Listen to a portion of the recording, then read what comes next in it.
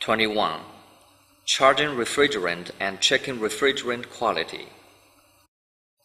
Before charging refrigerant, check its manufacturer and related information. Checking method of refrigerant quality. Measure and check the pressure of entire refrigerant container against the saturation pressure temperature list. Verify the temperature parameter. If the difference between the actual temperature and the parameter value is 3 Celsius degree or more, the refrigerant quality is unsatisfactory. If the refrigerant is proved satisfactory, calculate the additional refrigerant charging amount according to the amount specified on the nameplate and pipe length. For a multi-modular system installation, if the refrigerant of only one outdoor is drawn out before maintenance, add 80% refrigerant of the rated charging amount of that unit, specified on the nameplate of the unit.